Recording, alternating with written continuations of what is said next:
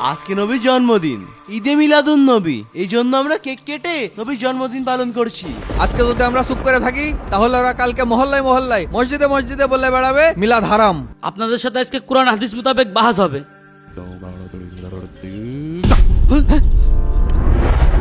এই সময় হয়ে গেছে, কেকটা কাট।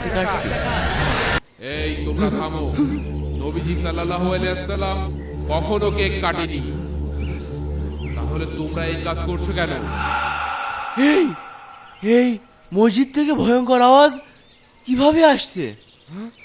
আজকে একটা স্পেশাল কেক নিয়ে এসেছি, লিখেও নিয়ে এসেছি ঈদে মিলাদুন নবী। আজকে আমাদের প্রিয় নবীর জন্মদিনের পার্টি করব, তাই না বল? হ্যাঁ হ্যাঁ হ্যাঁ, এই নে কেকটা কাটি এবার। এই তোমরা এখানে কি করছো?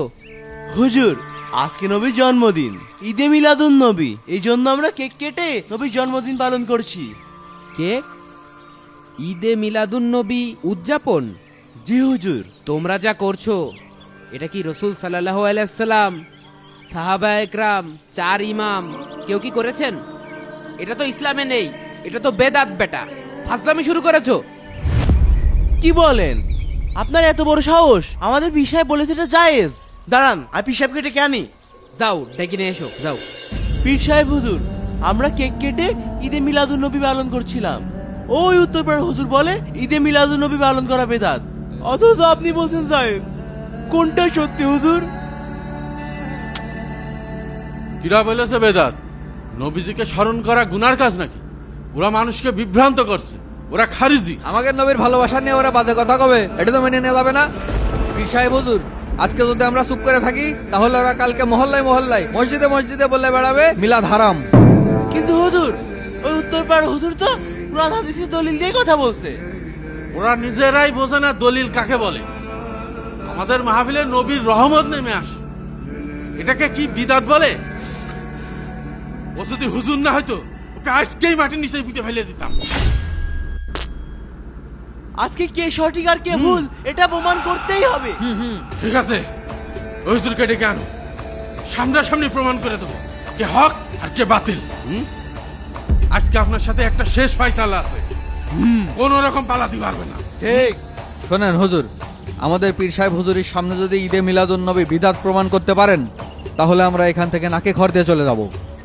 আর আপনারা যদি ঈদে মিলাদুন নবী বিদাত প্রমাণ করতে পারেন তাহলে আমরা কথা দিচ্ছি, মা কাসাম, অত্র গ্রামে আমরা কেউ ঈদে মিলাদুন নবী পালন করব না।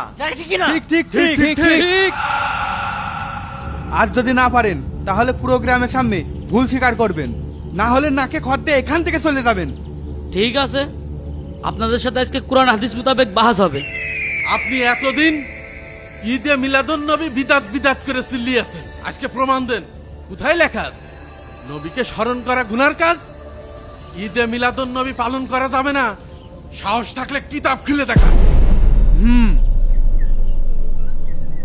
চুপ করে আছেন কেন? আপনার মুখে কথা নাই কেন? হুজুর, চুপ করে থাকবেন না, কিছু বলুন।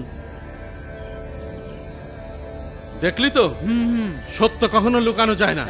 মিলাদ আমাদের ভালোবাসা, ভালোবাসা কখনো বিদাত হয় না। ঠিক আছে, আজকে আপনাদের সাথে কোরআন হাদিস মোতাবেকই বাহাস হবে। ঠিক আছে মাওলা।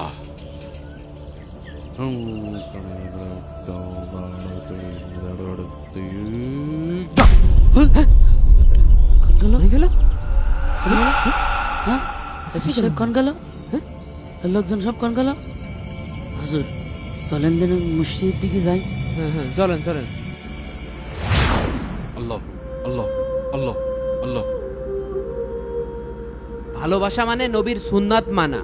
আল্লাহ তাআলা বলেন, আজকে আমি তোমাদের দিনকে পরিপূর্ণ করে দিলাম। সূরা মাইদা খুলে দেখেন 3 নম্বর আয়াতে আছে। যখন দিন পরিপূর্ণ তখন সেখানে অন্য কিছু যোগ করা মানে দিনকে অপরিপূর্ণ ভাবা।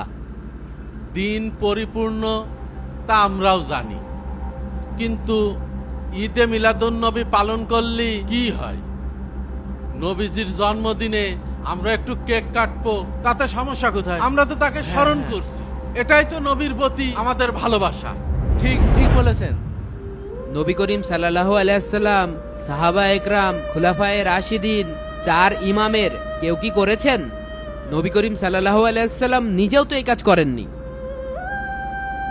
তিনি 23 বছর নবুয়াতের জীবন পার করলেন, কোনোদিন মিলাদ পালন করলেন না। আপনারা কি নবী করিম সাল্লাল্লাহু আলাইহি ওয়াসাল্লামের থেকে বেশি বোঝেন? আমরা নবীর নাম নিচ্ছি, নবীর শানে দুরূদ পড়ছি, তাতে সমস্যা কোথায়? নবী করিম সাল্লাল্লাহু আলাইহি ওয়াসাল্লাম বলেছেন, প্রত্যেক নতুন উদ্ভাবনই বিদাত, আর প্রত্যেক বিদাতই গুমরাহি, আর গুমরাহির শেষ পরিণাম হচ্ছে জাহান্নাম। মানুষ খুশি হলেও দিন আল্লাহর, আবেগ দিয়ে নতুন ইবাদত বানানো যায় না। এতদিন এই পিসাবের কথা শুনে কত বেদাত কাজ করেছি। এই পিসাব কোন যাচ্ছে? কথা ছিল কি, যদি আপনি চ্যালেঞ্জে হেরে যান তাহলে কিন্তু নাইঘর দিয়ে বেরোবেন, আর জীবন এখানে মিলাদ নবী পালন করতে পারবেন না। আরে কি হইলো, আগে নাইঘর দেন। কি বলেন আপনারা? ঠিক, নাকে খড় দেন। নাইঘর দেন, দেন। থামো, যদি সত্যিকারের দিন জানতে চাও তাহলে নাকে খড় নয়, হাতে কোরআন নাও, হাদিসকে আঁকড়ে ধরো। নাকে খড় দিয়ে মানুষকে অপমান করা যায়, কিন্তু সুন্নাতকে আঁকড়ে ধরলে সেখান থেকে বিদাত পলায়। ঠিক ঠিক। তাই বন্ধুরা, ভিডিওটি ভালো লাগলে এখনই শেয়ার করে দিন।